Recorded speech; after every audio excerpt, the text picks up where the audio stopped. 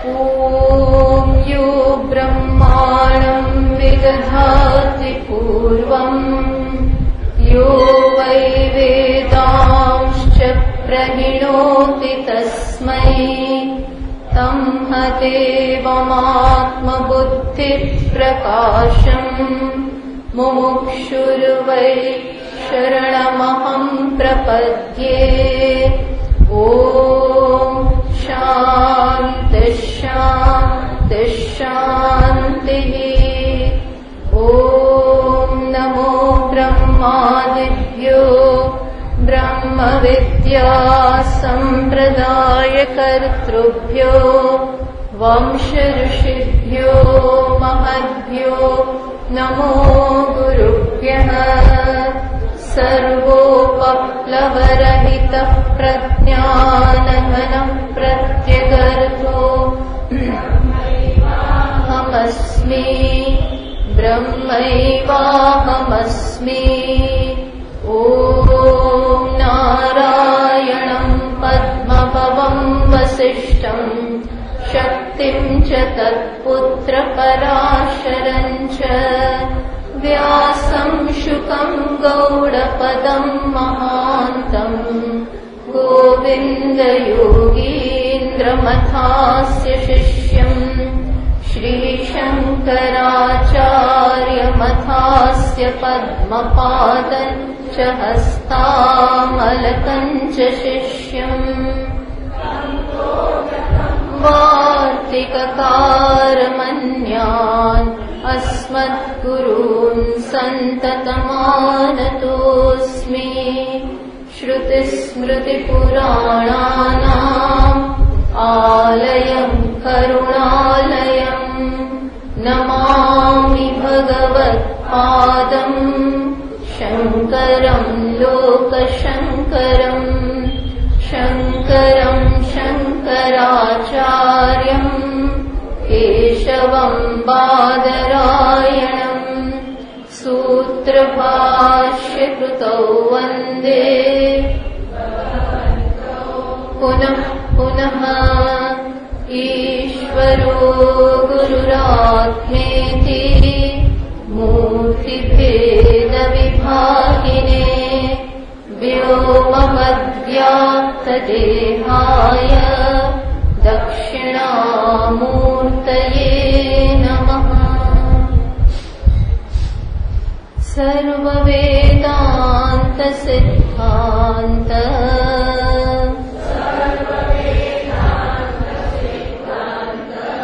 गोचरं तमगोचरम् गोविन्दं परमानन्दम्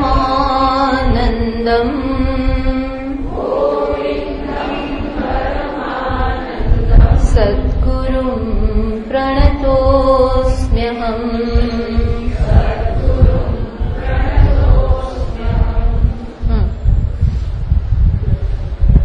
22वां श्लोक थी। विरज्य विषयव्रातात् दोषदृष्ट्या मुहुर्मुहुः स्वलक्ष्ये नियतावस्था मनसः शम उच्यते। विषयेभ्यः परावर्त्य स्थापनं स्वस्वगोलके उभयेषामिन्द्रियाणाम् सदमः परिकीर्तितः।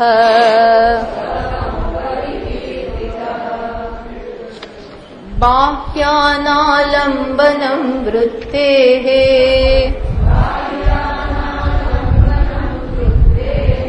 एषोपरतिरुत्तमा। शास्त्रसहनं सर्वदुःखानाम्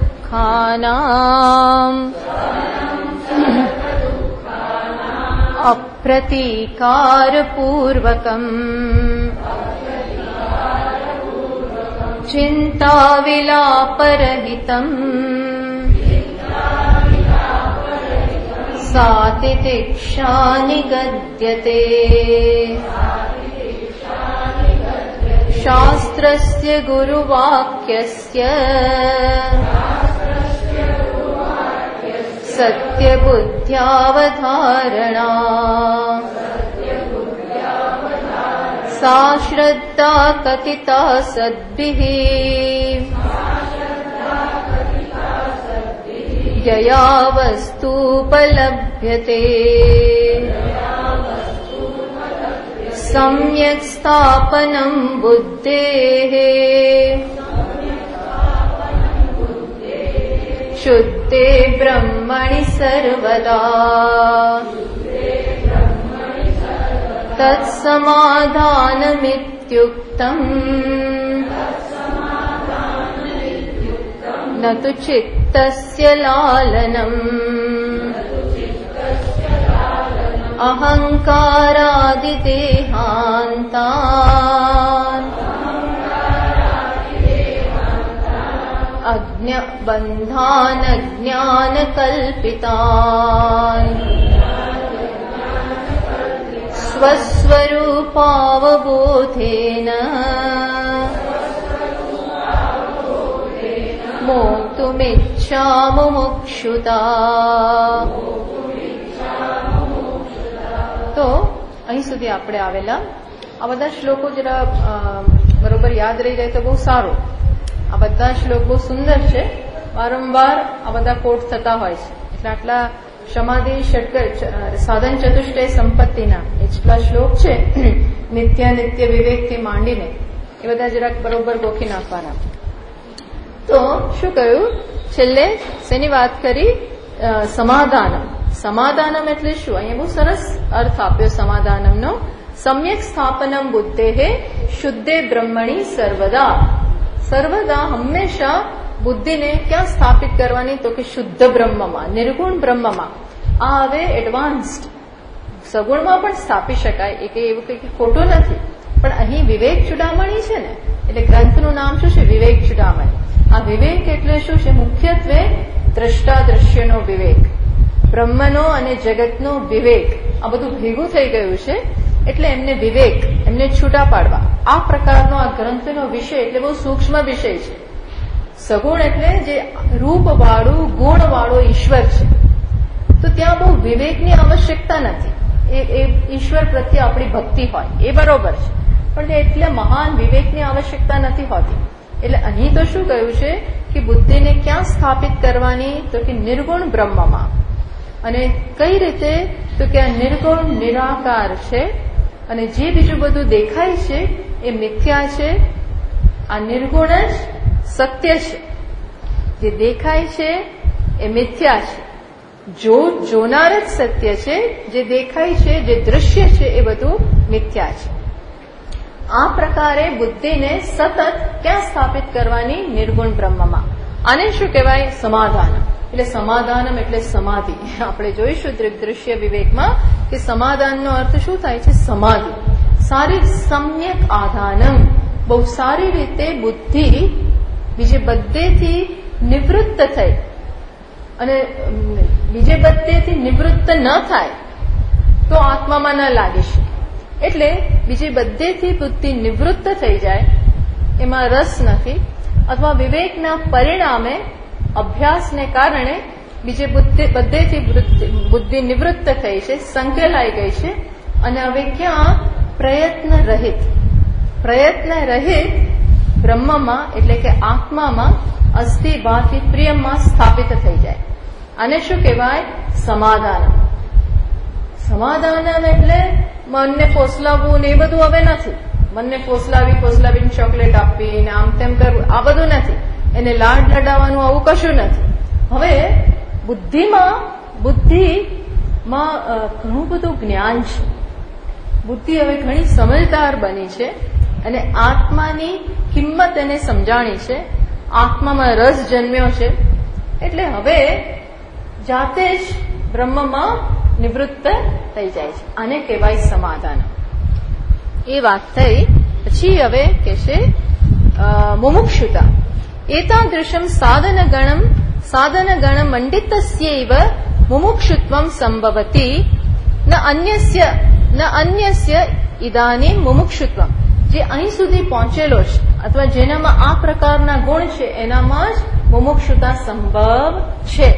મુમુક્ષુતા એટલે મોક્ષ માટેની ઈચ્છા. એનું અહીંયા વિલક્ષણ પાછી બધી વ્યાખ્યાઓ બહુ જુદી આપે છે. શું કહે છે? મુમુક્ષુતાનો અર્થ શું કર્યો? અહંકાર, ગયા વખતે આપણે શ્લોક વાંચેલો હતો, અહંકાર વગેરે ક્યાંથી માંડીને અહંકારાદિ દેહાંતાન, અહંકારથી માંડીને દેહ સુધી.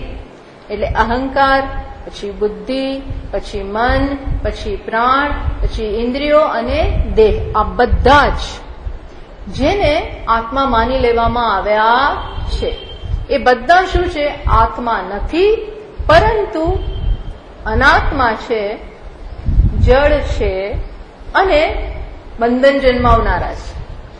આ બધા જ એમની મર્યાદાને કારણે જો એમને આત્મા માની લેવામાં આવે તો બંધન જન્માવે છે. કઈ પ્રકારનું બંધન? હું દેહ જેટલો જ છું, હું પ્રાણ જેટલો જ છું. એટલે પેલો કર્ટન જ નીકળી ગયો છે, કઈ વાંધો નહીં. તો બંધાન અજ્ઞાન કલ્પિતાન. હવે એને સમજ પડી છે, પરોક્ષ જ્ઞાન છે. આ વ્યક્તિને પરોક્ષ જ્ઞાન છે એટલે એકડેકથી શરૂઆત નથી કરતો. શ્રવણ તો ઘણું બધું થઈ ગયું તો જ સમાધાન સુધી પહોંચ્યો હોય. એટલે પરોક્ષ જ્ઞાન છે એટલે જાણે છે કે આ બધી જ વસ્તુ અજ્ઞાનની ઉપજ છે, મારું સ્વરૂપ નથી. પણ એને આત્મા માની લેવામાં આવ્યા છે અને આ ભ્રમ હોવા છતાં પણ બહુ દ્રઢ થઈ ગયું છે. એટલે હવે એ શું જાણવા માંગે છે કે આ તો બધું ભ્રમ છે, પણ હું આ ભ્રમથી મુક્ત થઈ અને મારું જે વાસ્તવિક સ્વરૂપ છે એ જાણવા માંગુ છું. બહુ મોટો જમ્પ મારે છે. આ એકદમ હાઈ જમ્પ છે, લોંગ જમ્પ જે કહો એ બહુ ઊંચો કૂદકો મારે છે. હાઈ જમ્પ શું છે? મારા સ્વરૂપને જાણવા માંગુ છું. સ્વસ્વરૂપ અવબોધેને. કયો શબ્દ વાપરે છે? અવબોધ. સ્વરૂપને હું જાણવા માંગુ છું. હવે પ્રાપ્ત નથી કરવાનું, જાણવા માંગુ છું. એને કહેવાય મુમુક્ષા. જો આ સમજ ના જન્મી હોય ને તો દેહ દ્વારા, ઇન્દ્રિયો દ્વારા, મન દ્વારા આપણે બંધનથી મુક્ત થવાનો પ્રયત્ન કરીએ. જે બંધન ચાલી રહ્યું હોય એને એમાંથી મુક્ત થવાનો પ્રયત્ન કયા સ્તરે થાય? દેહના સ્તરે, ઇન્દ્રિયોના સ્તરે. ઇન્દ્રિયોને જે વિષયો પસંદ છે, જેની હાજરીમાં એને સારું લાગે છે, એ ઇન્દ્રિયો દ્વારા તીવ્ર બંધનનો જે અનુભવ છે, અંદર જે ખાલીપો છે, અંદર જે શૂન્યતા છે એને પૂરવાનો પ્રયત્ન થાય. મન દ્વારા પણ મને હંમેશા સુખી રહેવા ઈચ્છે, મનને લાગણી પસંદ હોય તો એ દ્વારા પણ એવું શોધે. બુદ્ધિ દ્વારા પણ બુદ્ધિને શું પસંદ હોય? અહંકારને સારું લગાડો, ઈગો સેટિસ્ફેક્શન, તો એ શોધે. પણ હવે આ વ્યક્તિને ખબર છે આ શું છે? આ બધા રસ્તા ખોટા છે.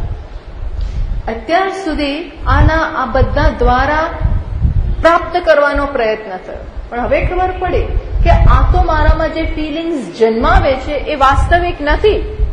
અહંકાર તો શું છે?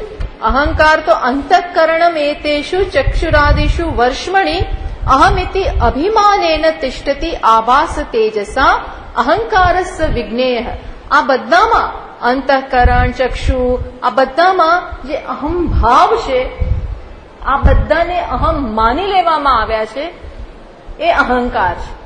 હું વાસ્તવમાં એ નથી, હું તો એનાથી ભિન્ન છું.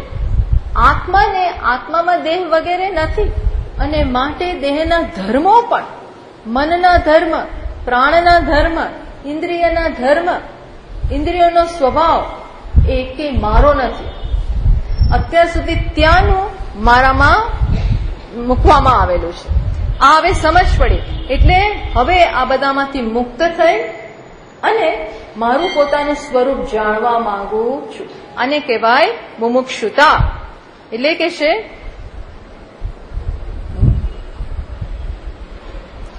સ્વસ્વરૂપ અવબોધેહી યત્ર ત્વસ્ય સર્વમ આત્મૈવ અભૂત તત્કેન કમ પશ્યેત. શું કહે છે? હવે એને મેં કહ્યું એ પ્રમાણે પરોક્ષ જ્ઞાન તો છે અને શ્રવણ પણ કરેલું છે, શાસ્ત્રોનું શ્રવણ ગુરુમુખેથી ઉપનિષદ વગેરેનું શ્રવણ થાય છે. એટલે આવા બધા વાક્યો સાંભળ્યા છે કે જેના માટે બધું જ આત્મા બની ગયું છે, એના માટે હવે કયો શોક અને કયો મોહ, જેના માટે બધું જ આત્મા છે, આવું બધું સાંભળ્યું છે. એટલે એ સાંભળ્યું છે ને જે, એ બધી હવે અસર કરે. શું સાંભળ્યું છે? કે જેના માટે બધું જ આત્મા બની જાય છે, જેને સર્વત્ર આત્માના દર્શન થાય છે, એના જીવનમાં શોક રહેતો જ નથી, મોહ રહેતો જ નથી. એટલે શોક અને મોહમાંથી આ વાક્યોનું શ્રવણ શું આપણામાં ઈચ્છા જન્માવે કે શોક અને મોહમાંથી મુક્ત થવાનો ઉપાય કયો છે? આત્માના દર્શન, આત્માનું જ્ઞાન. તો હવે મારે એ જાણવું છે, બીજું કોઈ મેળવવું નથી, પણ આત્માને જાણવાથી જ બ્રહ્મવિદ બ્રહ્મૈવ આપનોતિ. બોલો, તૈત્તરીય ઉપનિષદ શું કે છે? બ્રહ્મવિદ બ્રહ્મ આપનોતિ. બ્રહ્મનો જાણનાર બ્રહ્મને પ્રાપ્ત કરે છે, જાણનાર જ પ્રાપ્ત કરી દે. જેવું બ્રહ્મ શું છે એવું સમજવું, બરોબર, એવું ઉપર છેલું નહીં, આપાત જ્ઞાન નહીં, બરોબર સમજવું તો હું જ બ્રહ્મ છું, કારણ કે હું છું અને અત્યાર સુધી એનો તિરસ્કાર થતો હતો. એટલે હવે એને જાણવામાં રસ છે. શેમાં છે રસ? કારણ કે અત્યાર સુધી અનુભવ તો બધા બહુ કર્યા, આ એમને એમ કઈ આવી સમજ નથી પડી. જીવનના અનુભવ થયા, ધર્મમાં શોધ્યું, કામમાં શોધ્યું, પેલા સુખ માણસ શેમાંથી? બંધન તો બધા, જ્યારે તમે આ અનાત્માને આત્મા માનતા હો તો અનાત્માના બધા સ્તર, કયા? દેહ છે, ઇન્દ્રિયો છે, પ્રાણ છે, બધા મર્યાદિત જ છે, બધી જ રીતે મર્યાદિત છે. એની બહુ લિમિટેશન્સ છે. એ સાલે જ આત્માને, મને એ મર્યાદાઓ સાલે. એટલે આપણો પહેલો આવે કેવો હોય? આમાંથી મુક્ત થઈએ. એટલે શાસ્ત્ર આપણને 4 પુરુષાર્થ પણ આપે, શાસ્ત્ર માર્ગ આપે છે. કયો માર્ગ છે? કે 4 રસ્તા છે, 4 પુરુષાર્થ જીવનમાં છે. કયો પુરુષાર્થ?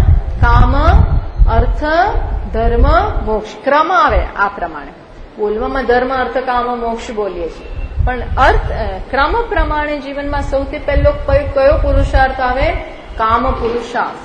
તમે પહેલા કામના પૂરી કરવા માંગો, પણ કામના અર્થ વગર પૂરી ના થાય, પૈસા વગર બધી કામનાઓ પૂરી નથી થતી હોતી. એટલે તમે અર્થ પણ મેળવો. અને શાસ્ત્રો કે છે પુણ્ય વગર અર્થ પણ નથી. સારું કર્યું હોય તો સારું મળે. તદુપરાંત જીવનમાં સુખી થવા માટે ધર્મ પણ જીવનમાં હોવો જોઈએ. એટલે આ બધા પ્રયત્ન કરે છે માણસ. પણ શું ખ્યાલ આવે છે કે અંદરની જે ઇન્સિક્યોરિટી છે, અંદરની જે અધૂરપ છે, બિનસલામતીની જે ભાવના છે, એ આટકેથી જતી હતી. ગમે એટલો કામ પ્રાપ્ત કરીએ, વિષયો પ્રાપ્ત કરીએ, ગમે એટલું અર્થ પ્રાપ્ત કરીએ, તો એ અંદરની જે, અંદરના કોરમાં અંદરનું જે આ સાર તત્વ છે, એને જે શૂન્યતા લાગે છે, એને જે અધૂરપ લાગે છે, એ કશું પણ મેળવવાથી જતી નથી. થોડા વખત સારું લાગે, કોકની હાજરીમાં, વસ્તુઓની હાજરીમાં, ધનની હાજરીમાં, પણ પછી પાછું વધારે જોઈએ. એટલે કરોડો રૂપિયા હોય, કરોડો. અત્યારે તો આ બધા સ્કેન્ડલો આપણે સાંભળે છે, એમાં કરોડો સિવાય એની વાત જ નથી. કરોડો, 2Gમાં કરોડો, અને પેલું બીજું છે એમાં કરોડો, કેટલાય કરોડો છે. આપણે તો હવે ગણતરી જ નથી થતી, એવા કરોડો. બે બ્લેક મની કેટલા ત્યાં છે? ભર્યા છે 1000 કરોડ. કરોડોની જ વાતો છે બધી, બોલો. પણ તો આ બધાના અંદર શું છે? હજી અધૂરા અધૂરા. આટલું હોય, મરી જશે તો આ પડ્યું રહેશે. આ એટલું ભેગું કર્યું છે ને, એની પેઢી વાપરે ને તોય ખલાસ ના થાય એવું છે. અને તોય એ લોકોને ક્યાંય શાંતિ નથી, ક્યાંય સંતોષ નથી. એ જ ફાંફા, એ જ તકલીફ. નહીતર આ બધાને બે વખત જમવાનું અને થોડું ઘણું ફરવાનું, શું જોઈએ માણસને વધારે? જેના માટે લોકો મરી જાય છે.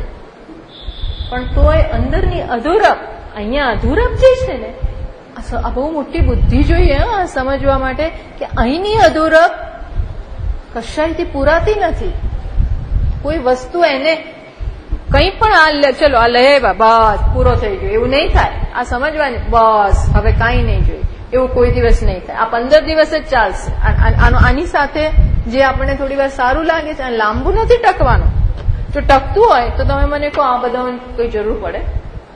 કોઈ જરૂર પડે? એટલું છે કોઈની જરૂર જ ના પડે. પણ એ વસ્તુ મને તૃપ્તિ આપી શકે એમ છે જ નહીં. આવું સમજ પડે ને એટલે માણસ એકદમ સફાળો જાગે, બેઠો થાય. શું જોઈએ છે? મુમુક્ષ, મંદ મુક્ત થવું છે. તો છે ક્યાં એમ થાય. બુદ્ધિમાન હોય ને એને એમ થાય તો છે ક્યાં? આમાં નથી, આમાં નથી, આમાં નથી, આમાં નથી. ભલભલા સંબંધોમાં માણસ થાકી જાય, ભલભલી વસ્તુઓમાં થાકી જાય, ભલભલી જગ્યાથી થાકી જાય. જે પણ હોય બધાથી એક દિવસ થાકી જાય. થાકી જાય અર્થાત એને હવે એમ થાય કે છે ક્યાં, કેમ મળતું નથી. આખો દિવસ સ્વર્ગમાં રહેવું પડે ને તોય થાકી જાય એવું છે. પછી પ્રશ્ન થાય કે છે ક્યાં. એટલા માટે જ અમેરિકા વાળાને અહીંયા આવવું હોય, અહીંના ત્યાં જવું હોય, અને ત્યાંના કેનેડા જવું હોય, કેનેડાનો ઓસ્ટ્રેલિયા જવું, જાત જાતનું ચાલે છે. ત્યાંના અહીંયા આવું છે અને પછી જઈને ગામડામાં રહેવું હોય. તમારે તો ગામડામાં સેવા કરવી. અરે ભાઈ પણ એને ત્યાં સેવા કરી સારું છે, પણ એટલે ત્યાંથી તો છૂટવું છે ને, ત્યાંથી છૂટવું હોય છે. અહીંથી કેટલી મહેનત કરી વિઝા ને આ તે બધું એટલું લાંબા પ્રોસિજરો કરીને માણસ ત્યાં જાય. પછી કે હવે જલ્દી ભારત ભેગો થઈ જાઓ, જલ્દી જાઓ ત્યાં. તો આ ચાલ્યા જ કરે. અહીંથી ત્યાં, ત્યાંથી અહીંથી ત્યાં ત્યાં આખી જઈએ જન્મથી આ ચાલે છે. ત્યાં જઈ આવીએ, ત્યાં મર્ત્ય લોકમાં જઈ આવ્યા, પાતાળ લોકમાં જઈ આવ્યા, ઉપરના 7 લોકમાં જઈ આવ્યા, નીચેના 7 લોક બધું ફરી આવેલા છે. ટ્રાય કરવા, લેટ અસ ટ્રાય. હા એવું જ છે, વ્યવસ્થિત એવું છે. શોપિંગ જ છે, ચોખ્ખું ચોખ્ખું. આ જીવન અને જીવનથી પછી એક સમય એવો આવે કે એને ખ્યાલ આવે, ઓ આમ હવે કઈ ગમે, છોડો આ બધું. આવું જયારે થાય તીવ્ર, આવું જયારે જન્મે એને શું કહેવાય? મુમુક્ષુતા. પણ જન્મી એટલે મળી જાય. આવી જન્મે તો મને મારું પૂરું થવાનું, એ ઈચ્છા પૂરી થવાનો રસ્તો મળે. તો કે એ વ્યવસ્થા છે આ જગતમાં. ભગવાને એની વ્યવસ્થા કરી છે. સ્વામીજી મહારાજ કે છે ને કે એક વ્યક્તિ, સ્વામી દયાનંદજી મહારાજ બહુ પહેલા બેંગ્લોરમાં રહેતા હશે, બહુ વર્ષો પહેલા. એ ત્યાં ગેરેજમાં રહી, કોઈકે કંઈક જગા આપેલી તો ત્યાં રહી અને પત્રકાર એટલે જર્નાલિઝમ, મેગેઝિનનું ને બધું કામ કરતા હતા. તો એમના જ ગામનો એક બીજી વ્યક્તિ હતી, એ બહુ ગેમ્બલિંગ ઉપર ચડી ગયેલા, જુગાર ઉપર. આખો દિવસ જુગાર રમ્યા કરે, એમાં ચડી ગયેલા. એટલે એમના મા બાપને કહ્યું સ્વામીજીને કે તમારી જોડે થોડા દિવસ રાખો એટલે આ સુધરી જાય, તમારી સાથે રાખો એટલે આ સુધરે. એટલે એમને કે સારું ભલે અહીંયા મોકલી દો, મારી સાથે રહેશે. એટલે રહેવા આવ્યા. પછી સ્વામીજીએ કહી દીધું એને તરત દરરોજ સાંજે 6:30 આવી જવાનું, મોડું નહીં કરવાનું. 6:30 ઘર ભેગા થઈ જવાનું અને મારી સાથે બેસવાનું, અને પછી આપણે સત્સંગ કરીશું આમ ને તેમ. તો 2 દિવસ તો આવ્યો બરોબર 6 વાગે. ત્રીજા દિવસેથી 10 વાગે, 10:30, 11 પાછું બધું શરૂ થઈ ગયું. એટલે સ્વામીજી એના બાજુના જે નેબર હતા ને એના મહારાજને પૂછ્યું, રસોયાને પૂછ્યું કે તમને ખબર છે? કારણ કે એ તો બહુ જાણતા ને કોણ ક્યાં રહે છે. એટલે પેલા રસોયાને પૂછ્યું કે આ માણસ ક્યાં જાય છે ખબર છે? કે હું જાઉં પછી ક્યાં, તને એની ગતિવિધિઓ ખબર છે ખરી? એટલે કે તમે કોઈને કહેતા નહીં. એ ક્યાં જાય છે ખબર છે? આ 2 બંગલા છોડીને પછીનો બંગલો છે ને ત્યાં જાય છે. તો કે ત્યાં શું છે? ત્યાં શું છે? તો કે ત્યાં જુગારનો અડ્ડો છે, એટલે એ ત્યાં જાય છે. એટલે સ્વામીજી કે હું આટલા વર્ષોથી અહીં રહું છું, આટલા વર્ષથી આ સોસાયટીમાં રહું છું, અને મને ખબર નથી કે જુગારનો અડ્ડો બાજુના 2, એક ને બીજો ને ત્રીજો ત્યાં જ છે આ અડ્ડો. તો કે મને ખબર નથી. અને આને ત્રીજા દિવસે ખબર પડી ગઈ. ત્રીજા જ દિવસે કે એવું કેમ? જે જોઈતું હોય એને માણસ શોધી કાઢે. જે તીવ્ર, હા, ગમે તેવું નહીં, તીવ્ર હોય એટલે તમે પૂછપરછ કરો. જેને જવું જ ન હોય એ પૂછે નહીં, જોવે નહીં, આમ તેમ કશે. જેને રિક્ષા જોઈતી હોય આમ જોવે, આમ જોવે. આપણને જોઈતી ન હોય તો આપણે કેવું સડસડાટ આમ ચાલતા હોઈએ, પણ જેને જોઈતી હોય કેમ ભાગા મારતા. એટલે પેલો રિક્ષાવાળો આપણને જોઈએ, બેન જોઈએ છે, આવો. એમ અંદરથી જોઈતું હોય તો તમે તપાસ કરો અને તો પછી છે મળી જાય. એ મુમુક્ષાની સ્વામીજીને પડી જ નથી જુગારની, એટલે એમને કઈ ખબર જ નથી, પણ પહેલા તરત બીજે દિવસે ખબર પડી ગઈ, બાજુમાં જ ચાલતું હતું. ટૂંકમાં કહેવાનું તાત્પર્ય શું છે કે જેની જે ઈચ્છા છે એનો જવાબ મળી જાય. એમ આ જગતમાં પણ એની વ્યવસ્થા છે કે જયારે આવી ઈચ્છા જાગશે ત્યારે ક્યાંકથી ને ક્યાંકથી આનો ઉપાય નીકળશે. ક્યાંકથી ને ક્યાંકથી કોઈ સમજાવવાવાળું નીકળી જાય, ક્યાંકથી કંઈક એકાદો શબ્દ ટકોર કરી જાય, કંઈક થશે. ત્યારે શું કહે છે, સ્વસ્વરૂપ અવબોધેન, સ્વરૂપના જ્ઞાનથી જ મુક્ત થવાની જે ઈચ્છા છે એને શું કહેવાય? અને બહુ પરિપક્વ મુમુક્ષુ છે. સ્વરૂપના જ્ઞાનથી મુક્ત થવું છે એટલે આ એને ચોખ્ખો જિજ્ઞાસુ બની ગયો. હવે મુમુક્ષુ રહ્યો જ નથી. મુમુક્ષુ અને જિજ્ઞાસુમાં આટલો તફાવત છે. મુમુક્ષુ એટલે મુક્ત થવાય છે, થવા માંગે છે, પણ એને ખબર નથી શેનાથી. બસ ભગવાનનું નામ લઈશ, આવું બધું કંઈક હજી ક્લેરિટી નથી એ બાબત. જયારે જિજ્ઞાસુ એટલે શું, એને સ્પષ્ટ છે કે આત્માના અજ્ઞાનને કારણે જ આ થયું છે અને માટે આત્માનું જ્ઞાન જ જવાબ છે, બીજું કઈ નહીં. એટલે માર્ગ આખો કંડારાઈ ગયો, હવે એને ચાલવાનું જ બાકી છે. ક્યાં જવું છે એ ખબર પડી ગઈ. પેલા તો મુમુક્ષુને ખબર નથી ક્યાં જવું, કાશ્મીર જવું કે પછી હિમાલયમાં જવું કે પછી સાઉથમાં જવું, ગુરુ ક્યાં મળશે અને કયા ગુરુ, ભક્તિના ગુરુ કે યોગના ગુરુ કે ફલાણું, કશું હજી ખબર નથી. પછી એમને મુક્ત થવા માંગે. જયારે જિજ્ઞાસુ શું છે ખબર પડી ગઈ, શેનાથી શું ખૂટે છે. શું ખૂટે છે? માત્ર જ્ઞાન ખૂટે છે, કશું બીજું ખૂટતું નથી. અજ્ઞાન છે અને અજ્ઞાન માત્ર ને માત્ર જ્ઞાનથી જ જાય, બીજા કશાથી ના જાય. 7 પ્રાણાયામ કરો તોય ના જાય, કુદાકૂદ કરો તોય ના જાય, તપશ્ચર્યા કરો તોય ના જાય, કશું કરો તોય ના જાય. એ શેનાથી જાય? માત્ર જ્ઞાનથી. બસ આવી સ્પષ્ટતા જ આવે એને શું કહેવાય? જિજ્ઞાસુ. હા, આ જિજ્ઞાસુ અને મુમુક્ષુમાં તફાવત છે. લોકો બંનેને એક કરી દે છે, એક નથી. એક આગળ વધેલો છે ને એનો માર્ગ તૈયાર થઈ ગયો છે, સ્પષ્ટ છે. એટલે આવું જયારે થાય ત્યારે શું કહેવાય? જિજ્ઞાસુ.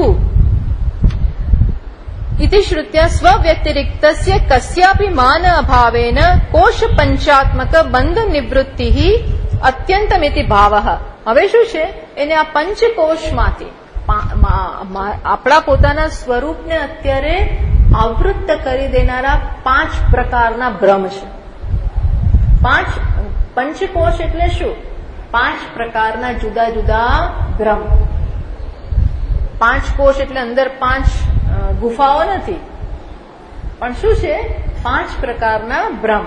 એને ખ્યાલ આવી ગયો કે હું દેહ છું એ એક ભ્રમ છે. એ એટલે અન્નમય કોશ એટલે શું? હું દેહ છું. એટલે દેહ, જો દેહ એક વસ્તુ, હું બીજી વસ્તુ, પણ બંનેને ભેગા કરી દઉં તો શું થાય? હું દેહ છું. દેહ હોય એનો વાંધો નથી, પણ હું દેહ છું એટલે હું જેને હું કહું એમાં જે હોય એ બધું મારું બની જાય. આ દેહ ને હું કહેવાથી દેહની બધી તકલીફો, લંબાઈ, પહોળાઈ, ઊંચાઈ, નીચાઈ, જાડાઈ, પતલાઈ, એમાં રોગ, એમાં બધું જે હોય એ બધું મારું બની ગયું. અચ્છા, બીજો ભ્રમ, આને કહેવાય અન્નમય કોષ. બીજો કોષ કયો છે? પ્રાણમય કોષ. પ્રાણમય કોષ એટલે શું? પ્રાણના શું ધર્મ છે? શ્વાસ, ઉચ્છ્વાસ. એ પ્રાણની ગતિવિધિઓને કારણે ભૂખ લાગે, તરસ લાગે, ઊંઘ આવે, વીકનેસ આવે, શક્તિ લાગે, આ બધું થાય. બધું પ્રાણને કારણે રુધિરાભિસરણ થાય, ડાયજેસ્ટિવ સિસ્ટમ ચાલે, આ બધું થાય. આ બધાને હું કહું, આ બધા સાથે હું જોડાઈ જાઉં તો શું થાય?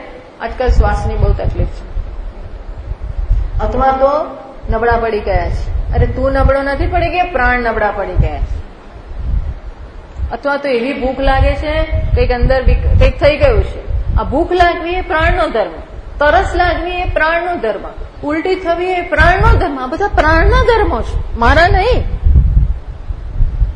પણ એને મારા માનવું તો શું બની જાય? કોષ. એટલું માનવાનું છે ને જીવનમાં, માની જ લઈએ છીએ જ્યાં હોય તેમ.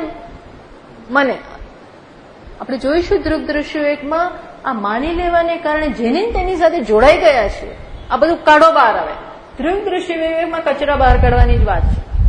સફાઈ, ત્વમ પદ શોધન, શોધન કરવાનું છે. આમાં જે નથી એ જે અંદર ભેગું, ઘણી વાર ઘરમાં ડૂચ્યા ભર્યા હોય ને, બાળકો થોડું લઈ આવે, વર્ષો જૂનું પડ્યું હોય, જૂના વાસણ, એટલું બધું ભેગું કરે. ઘણા છૂટે નહીં, ઘણા ભેગું કરવાની ટેવ હોય. ઘણી બહેનોને એવું હોય ને, ફટ ફટ ફટ કાઢી નાખે. ઘણા લોકો આજકાલની નવી છોકરીઓ બધી બધું કાઢી જ નાખે, એ કશું ભેગું કરવામાં માનતી જ નથી. આ લોકોનો સરસ ગુણ છે. આ જૂનાઓને એવું હતું, બધું ભેગું કરે, કામ આવશે. એની વાત સાચી નથી, ક્યારેક કામ આવે, પણ ઘરમાં જગ્યા હોવી જોઈએ.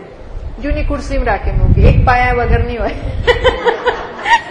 એક પાયા વગરની હોય, પણ એને રાખી દીધું હોય.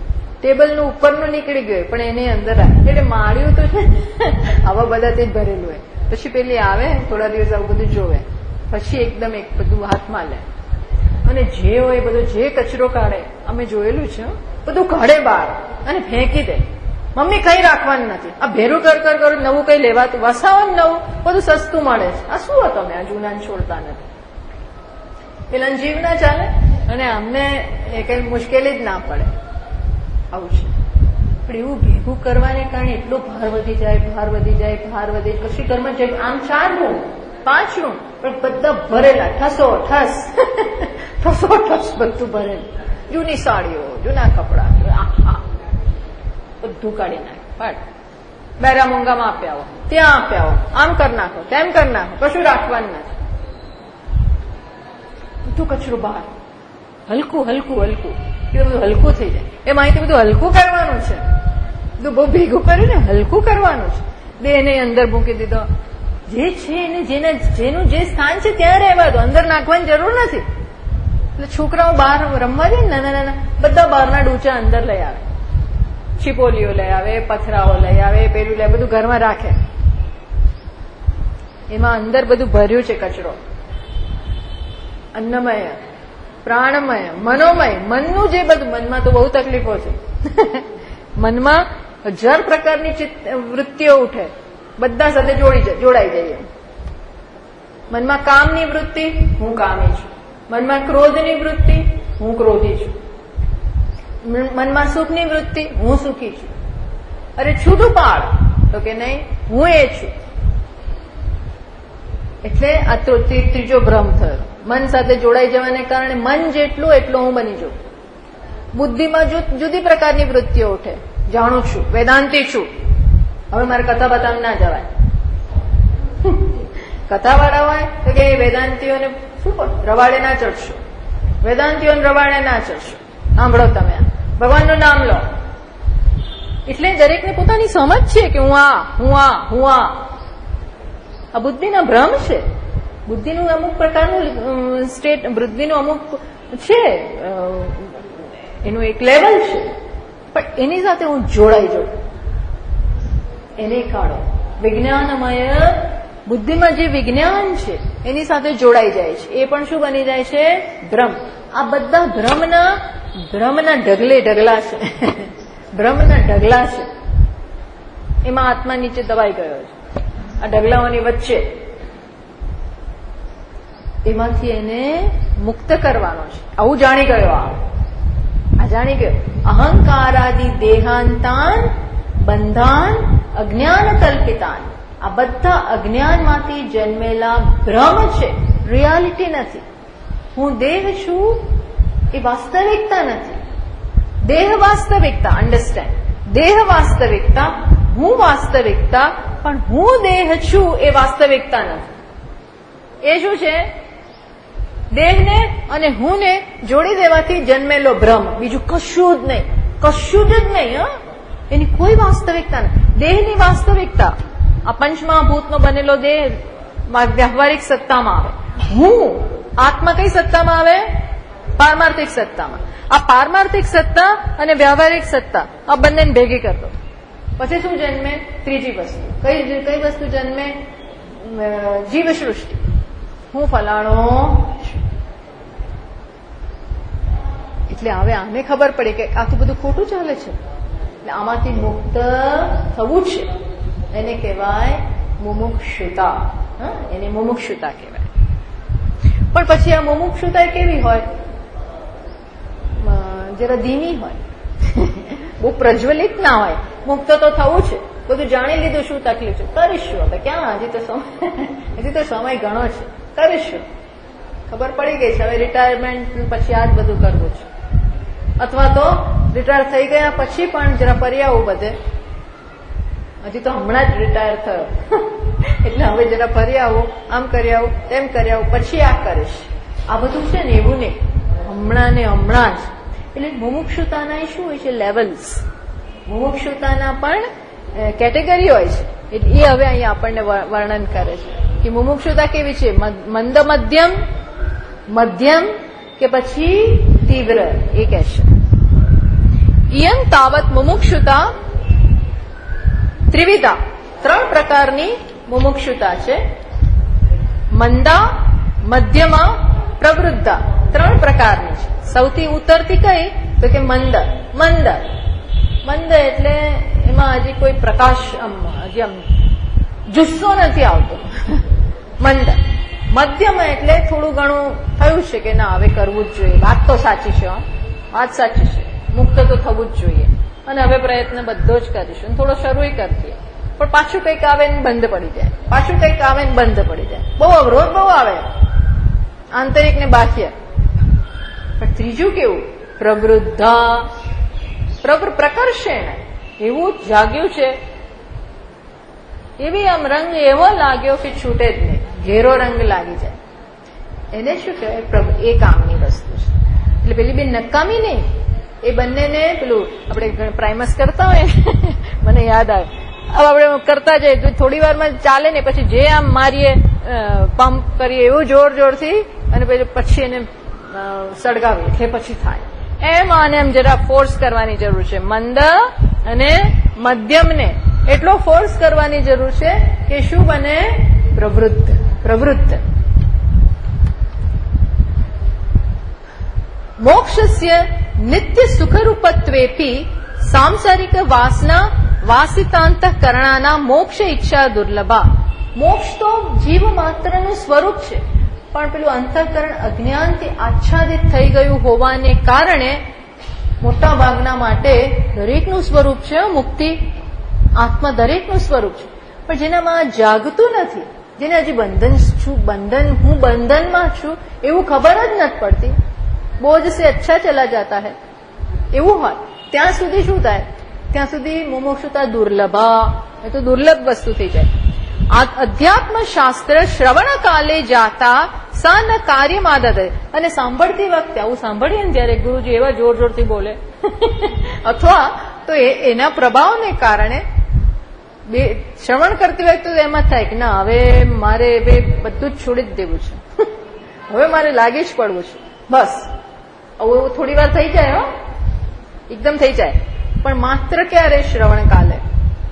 શ્રવણ કાલે જાતા સન કાર્ય. પછી એક્સટેન્શન એનું ના થાય, અથવા એ જુસ્સો, એ ઉત્સાહ આપણે પકડી ના રાખી શકીએ.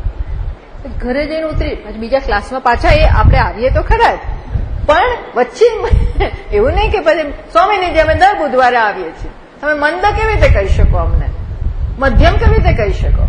અમે પ્રવૃદ્ધ છીએ એની ના નથી, પણ વચ્ચેના સમયમાં ઢીલી ના પડવી જોઈએ. ઘરે ગયા પછી પણ કેવી રહેવી જોઈએ? પ્રવૃત્ત. ટૂંકમાં તો જસ્ટ એક દ્રષ્ટાંત આપું છું. શું કે છે? માત્ર સાંભળતી વખતે આમ જરાક આમ જુસ્સો આવી જાય એવું નહીં, સતત રહેવો જોઈએ, સર્વદા સતત. યદા પુરુષ શ્રવણાનંતરમ જાત વિવેકેન વિષયેષુ સાંસારિકેષુ દોષાન દર્શ. ઘણી વાર એવું બને કે શ્રવણ કર્યા કરતા હોય એટલે વિષયોની મર્યાદા, એમાં રહેલા દોષ, આ બધું સાંભળે કે ધીમે ધીમે વૈરાગ્ય જન્મે. નથી ત્યાંથી જન્મ તો એવો નથી, વૈરાગ્ય જન્મે છે અને એને કારણે વૈરાગ્યમ લબ્ધવા વિધિવત સંન્યસ્ય સર્વ કર્માણી, કર્મોનો ત્યાગ કરી સંન્યાસ લઈ લે. વિચારાર્થમ ગુરુ ઉપસદનાદૌ પ્રવર્તતે, ગુરુ પાસે જાય અને શ્રવણમાં પાછો લાગી વળે. અધ્યાત્મ શાસ્ત્ર શ્રવણ કાલે જાતા તાત્કાલિક્યા એવ મુમુક્ષુતા મંદ ઇતિ નામ અર્હૈવ મંદ મધ્યમ પ્રાપ્નોતિ. અને પછી પણ બધું છોડીને જાય, શ્રવણ કરતો હોય, પછી પણ જો એનું સ્પષ્ટ વ્યવસ્થિત પરિણામ ન આવે, જો આ એક જ વસ્તુ ના હોય તો, જે 1000 વસ્તુ જો આવી જાય વચ્ચે અને ત્યાં પણ જો અવરોધો એ દૂર ના કરી શકે તો પણ એ પ્રવૃદ્ધ બનતી નથી. એટલે પછી પણ આનો પ્રવૃદ્ધ બને. આમ કોઈ વસ્તુમાં પેટ્રોલ છાંટી દીધું હોય, કેરોસીન છાંટી દીધું હોય અને પછી તમારે જરાક આમ દિવાસળી આમ ચાંપવાની જ જરૂર છે. ઘણી વાર ઘરમાં થાય ને કે ગેસ ચાલુ રહી જાય અને આપણને ખબર ના હોય અને જરાક ફેલાઈ ગયો તો શું થાય, ક્યાંક તમે ક્યાંક સેજ ક્યાંક ઘરમાં બીજે ક્યાંક પણ આમ તણખલો થાય કે તરત જ શું થાય, એકદમ આમ આગ લાગી જાય. આ એવું થાય, અંતઃકરણ એવું આમ તૈયાર હોય કે બસ પછી આગ જ લાગે. કઈ આગ લાગે? આત્મજ્ઞાન. એમ એવું થવું. એને શું કહેવાય? પ્રવૃત્ત. આના માટે કયું બીજું દ્રષ્ટાંત આપતા હોય છે કે પેલો એક શિષ્ય ગુરુને પૂછે છે કેમ ભગવાન મળતા નથી, હું બહુ પ્રયત્ન કરું છું ને બહુ ઉપાસના કરું છું, બહુ આમ કરું છું, બહુ તેમ કરું છું, અનુષ્ઠાન ને પુરસ્ચરણ ને બધું બહુ ચાલે. એટલે કે છે કે સારું. ગુરુજી બધું તરત જવાબ ના આપ્યો. પછી એક દિવસ બંને જણા સાથે સ્નાન કરવા ગયા નદીમાં, ગંગાજીમાં ડૂબકી મારી. પછી આજે ગુરુજી એવું કર્યું કે પેલા ડૂબકી મારે પછી એનું માથું નીચે નીચે રાખી મૂક્યું, એનું ઉપર જ નામની જેમ રાખી મૂક્યું. પેલું એટલું આમ ગુંગળાઈ ગયો. પછી બહુ વારે એમણે તો ગુરુજીનો હાથ બાદ બધું ભગાઈ દીધું ને બહાર આવી ગયા. એટલે કે કેવું થયું બચ્ચા, કેવું રહ્યું? એટલે કે છે આ શું કરો છો તમે, મને મારી નાખો છો? તો કે તને કેવું થયું? મુક્ત થવાની કેવી ઈચ્છા થઈ? અંદર આમ ગુંગળાઈ ગયો તો કેવી ઈચ્છા થઈ કે જરાક આમ ગમે તેમ કરીને બહાર આવી જાવ, શ્વાસ ન લેવાતા હોય. બસ આવું થાય ને એને શું કહેવાય? ત્યારે ભગવાન મળશે. ત્યારે ભગવાન મળશે. આટલી બધી તીવ્રતા આવશે ત્યારે ભગવાન આવશે. મીરાબાઈ લખે છે કે અસુવન જલ સિંચ સિંચ પ્રેમ બેલ બોય, કે આ જે ઝાડ ઉગ્યું છે ને પ્રેમનું, લતા ઉગી છે એમને એમ નથી ઉગી. અસુવન જલ સિંચ સિંચ, આંખોની જળથી એ પાણીથી આ લતા આવી છે, કે એમ નથી, એમ પ્રેમ જન્મ્યો નથી, કે એમ આ તીવ્રતા આવી નથી. બહુ બધું વેઠ્યું છે, બહુ સમય ન મળે એટલે તમે આમ બેબાકડા બની જાઓ. એને કારણે એવું થવું જોઈએ. ક્યારે મળશે, ક્યારે મળે, કુદાકુદ નહીં કરવાની, ક્યારે મળશે, ક્યારે મળશે. તો એ પાછું ચિત્તનો વિક્ષેપ છે. એટલે આપણી સાથે એમ પણ કહેતા હોઈએ છીએ, કામ કર્યા કરો, આળસ વગર, પ્રમાદ વગર લાગેલા રહો, પણ પછી ખોટી જંભા ના કરો. ઘણાને એવી ટેવ, બસ આ જ જન્મમાં, હમણાં જ, બીજો જન્મ તો ના જ જોઈએ, એવું બધું એવું ગાંડપણ કરવાની નથી જરૂર. તું કામ કરવા માંડ, મહેનત કર, ક્લેરિટી લાવ, પછી કામ છોડી દે ભગવાન ઉપર. પણ આ કહેવાય તીવ્ર મુમુક્ષા. પછી કે છે યથા યથા તીવ્ર વૈરાગ્યમ મનશ્ચ ઉપશાંતમ સમાધિત સતી ગુરુશ્ચ અસ્મિન પ્રસિદ્ધતિ. તીવ્ર વૈરાગ્ય માટે શિષ્ય પ્રયત્ન કરે છે અને સમાધિ ષટક સંપત્તિ માટે પણ પ્રયત્ન કરે. આવું જયારે ગુરુ જુએ ત્યારે શું કરે? એ પણ કૃપા કરે. તદા પુરુષ નિત્ય સુખ રૂપ મોક્ષાદ અન્યત્ર ન કામયતે તત્ર વિલંબમ ચ ન સહતી. અને ગુરુ શું કે ક્ષિપ્રમય તરતું ભવાબ્ધિમ, તું હવે ઝડપથી આ સંસારને તરી જા, તારું કલ્યાણ થાવ. આવા ગુરુના આશીર્વાદ પણ હોય.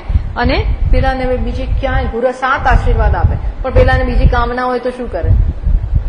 એ કામના પૂરી થવી જ જોઈએ. એટલે આપણે પંચદશીમાં એક પ્રસંગ આવે છે કે એક શિષ્ય હતો ને એનું ભૂતકાળ ભૂલતો જ નહોતો. ગુરુજીએ જોયું કે આનું મન ક્યાંક ફસાયેલું છે, આ એટલા માટે આનું ઠેકાણું પડતું નથી.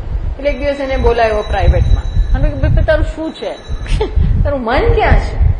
તો કે મારું મન મારે અહીંયા આવ્યો, બ્રહ્મચારી બન્યો ત્યાર પહેલા કોકની સાથે મારે અફેર હતો, કોઈ સ્ત્રી સાથે મારે અફેર સંબંધ હતો, ફ્રેન્ડશીપ હતી. એ હજી મારા મગજમાંથી જતું નથી, એ હજી છૂટતું નથી. એટલે પછી ગુરુજી એ જ બધું સમજાવ્યું કે તને પ્રેમ ક્યાં છે, શું છે. પછી પોતાની રીતે બધું સમજાવ્યું કે ખરેખર તને આત્મા માટે જ પ્રેમ છે. આત્મનસ્તુ કામાય સર્વમ પ્રિયમ ભવતિ. આત્મા માટે જ પ્રેમ છે, એટલે ત્યાં તું નજર કર. પોતાની રીતે વિવેક જન્માવડાવે. એકવાર એમાંથી એનું મન મુક્ત થયું પછી આગળ વધ્યું. ક્યાંક મન ફસાઈ ગયું હોય, ક્યાંક ફસાઈ જાય, ક્યાં આમ દોરામ ક્યાંક વીંટળાઈ ગયા હોય પણ ત્યાં આમ નીકળે ને, પેલું પતંગ ચગાવતા ક્યાંક આમ ફસાઈ ગયું પણ ત્યાંથી કઢવી પડે, એમાં મન ક્યાંક ફસાઈ ગયું હોય છે, એમાંથી મુક્ત થઈ જાય પછી આગળ વધી જાય. એટલે હવે બતાવે છે કે મંદ મધ્યમ ના ચાલે, કહેવી જોઈએ તીવ્ર મુમુક્ષા. એટલે 29મા શ્લોકમાં કહે છે મંદ મધ્યમ રૂપાપી વૈરાગ્યેણ સમાધિના પ્રસાદેન ગુરોસ્યેયમ પ્રવૃદ્ધા સૂયતે ફલમ. શું કે છે? મંદ એવું ચિંતા ના કરવી કે આપણે મુમુક્ષા કેવી છે, બહુ મંદ છે અને બહુ મધ્યમ છે એટલે થશે કે આપણું કામ બામ થવાનું નથી, મંદ છે તો એવું કઈ થતું તીવ્ર કઈ છે નહીં. તો કે ના, કામ તો ચાલુ જ રાખવાનું, ભલે મુમુક્ષા કેવી હોય. મંદ મધ્યમ રૂપાપી. આપણી મુમુક્ષા મંદ હોય, પછી આમ એવી જરૂર શરૂ જ થયું છે, પછી પાછું જગતનો રંગ આપણા ઉપર આવી જાય, બધું ભૂલી જઈએ એવું. મધ્યમ જરા આગળ વધ્યું હોય, વ્યવસ્થિત આગળ વધી ગયા હોય પણ તોય હજી કામ થતું નથી. તો આવું હોય ત્યારે પણ મંદ મધ્યમ રૂપાપી, આવું હોય ત્યારે શેના ઉપર કામ કરવાનું? બે વસ્તુ ઉપર કામ કરવાનું. આ મંદ અને મધ્યમ જે મુમુક્ષા છે એને પ્રવૃત્ત બનાવવી તો પડે જ. પ્રવૃત્ત બનાવવા માટે શું કરવાનું? વૈરાગ્ય વધારવાનો અને સમાધિ એટલે બીજી બધું જ લઈ લેવાનું, એના ઉપર વ્યવસ્થિત કામ કરવાનું. જે આપણે આગળ બધું જોઈ ગયા, શમ ને દમ ને ઉપરતી ને વૈરાગ્ય, આ બધા ઉપર કામ કરવાનું. અને પછી સાથે ગુરુનો પ્રસાદ, ગુરુના આશીર્વાદ, ગુરુનું માર્ગદર્શન. પ્રસાદેન ગુરોસાયમ. તો પછી આ જે મંદ મધ્યમ મુમુક્ષા છે એ પણ કેવી થાય? પ્રવૃદ્ધા સૂયતે ફલમ. પ્રવૃદ્ધ બને એવું ફળ આપશે. એટલે શું જોઈએ? ગુરુ કૃપા, ઈશ્વર કૃપા, શાસ્ત્ર કૃપા અને છેલ્લે આત્મકૃપા. આત્મકૃપા અઘરી છે, બીજા બધા કૃપા કરે પણ આપણે જ કૃપા ના કરીએ, બધાને દોષ આપીએ. પણ આપણે જે કરવાનું હોય ને, તમે જ આવા છો એટલે જ હું કઈ કરી ના શકે, તમે જ આવા છો, જગતને દોષ આપીએ, બીજા બધાને દોષ આપીએ. પણ આપણે જે કરવાનું હોય ને એ ના કરીએ. કારણ કે પોતાની સાથે કામ લેવું અઘરામાં અઘરું છે. પોતાના મન ઉપર કાબુ પ્રાપ્ત કરો ને, અઘરામાં અઘરી જો વસ્તુ હોય તો સ્વભાવ ઉપર વિજય પ્રાપ્ત કરો. મન તો એવું છે ને, જલ્દી આત્મા મનને વાળવું, તૈયાર કરવું, મિત્ર બનાવવું અઘરું છે. પણ એ બધું ગુરુના કૃપાથી અને વૈરાગ્ય અને ક્ષમા ઉપર કામ કરવાથી. વૈરાગ્ય એટલે શું? આ બધું જ મર્યાદિત છે, આત્મા જ સત્ય છે. આવું સમજાવ્યા જ કરવાનું. એક દિવસ એનું ફળ મળશે. એટલે કે છે ઇત્થમ છે મુમુક્ષાયા મોક્ષ ઈચ્છા રૂપત્વેપી યદા સા પ્રવૃદ્ધા તદૈવ ફલમ. પછી પ્રવૃદ્ધ ના થાય ત્યાં સુધી તો ફળ નહીં જ મળે. વ્યવસ્થિત અગ્નિ પ્રજ્વલિત થયો હોય તો જ બધું બળી જાય, જે પણ અંદર નાખ્યું હોય. હોળીમાં પણ આપણે પેલી હોળી પ્રગટાવીએ ને ત્યારે અંદર કેટલું નાખ્યું હોય એ બધું આમ અગ્નિ પ્રજ્વલિત ના થાય ને તો અમુક નાળિયેર બાળિયેર ને એ બધું એકદમ બળી ના શકે. અગ્નિ પ્રજ્વલિત થવો જોઈએ અને એને પ્રજ્વલિત કરવા માટે શું કરે? આ લોકો છાણા નાખે, એ બધું નાખ્યા કરે. યજ્ઞમાં પણ જો આપણે યજ્ઞ ચાલતા હોય છે ત્યારે વારે વારે ઘી રેડ્યા જ કરે. લાકડા નાખે, ઘી નાખે, લાકડા નાખે, ઘી નાખે, એકદમ હવે પ્રજ્વલિત કરે. આ પ્રજ્વલિત કરવો પડે. હા, અહીંયા કેવી રીતે પ્રજ્વલિત કરવો? તો કે સાંભળ્યા કર,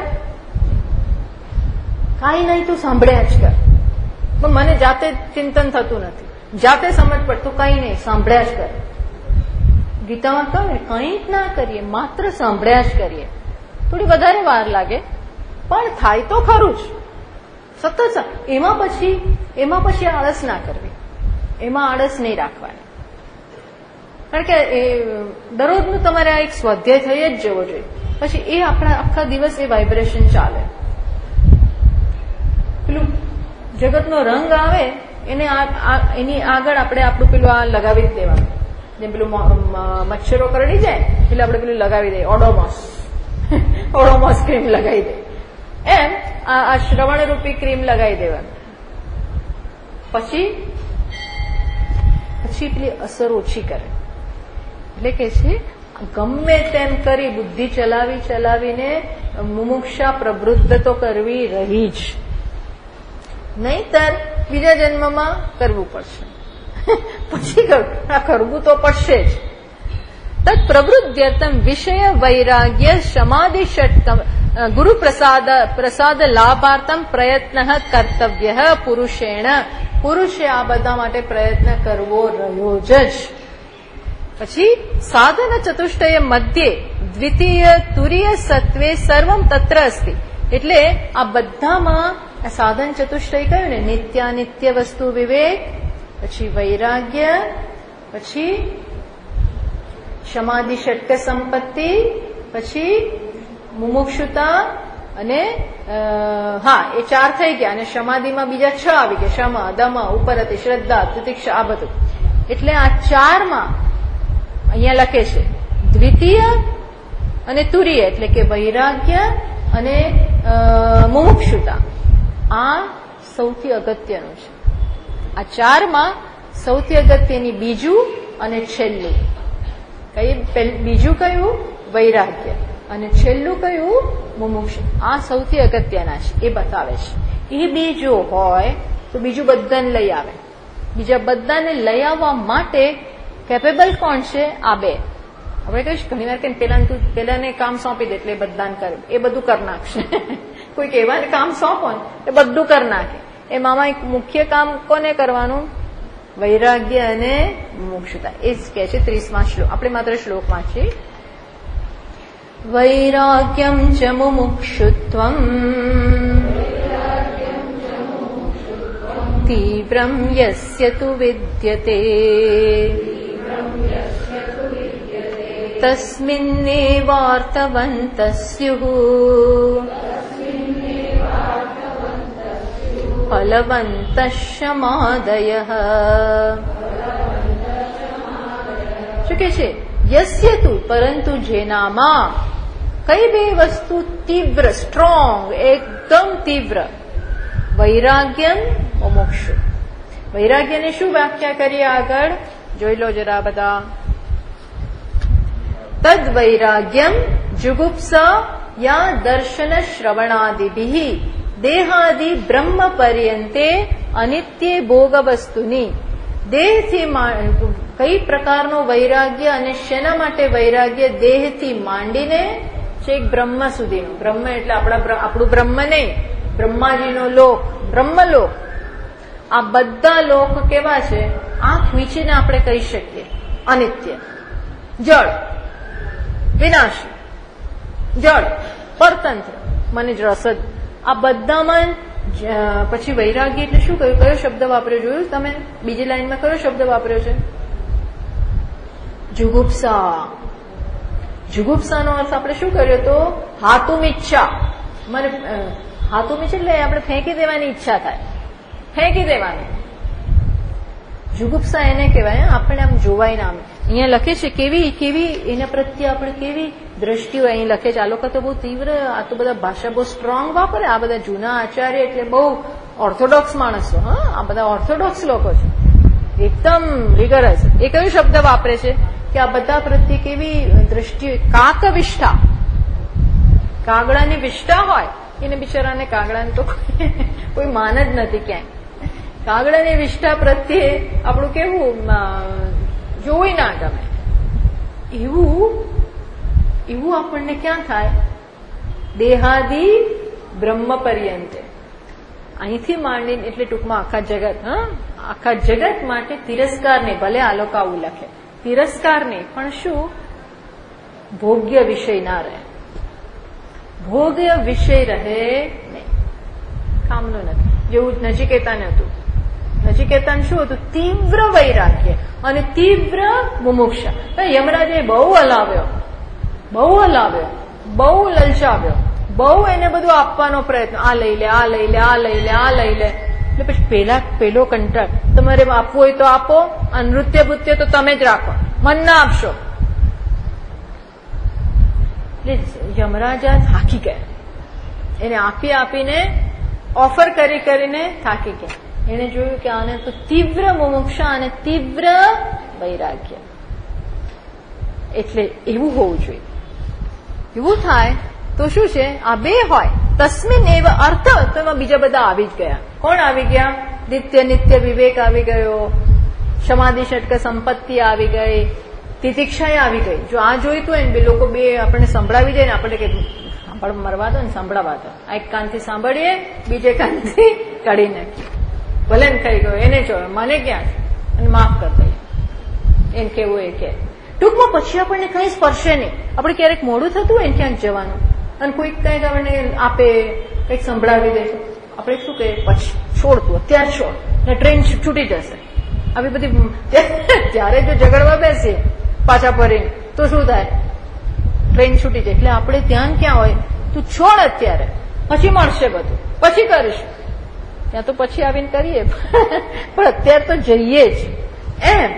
આ શું છે? કઈ મને રોકે નહીં, કશું જ રોકવા સમર્થ ના હોય. રોકાઈ ગયા.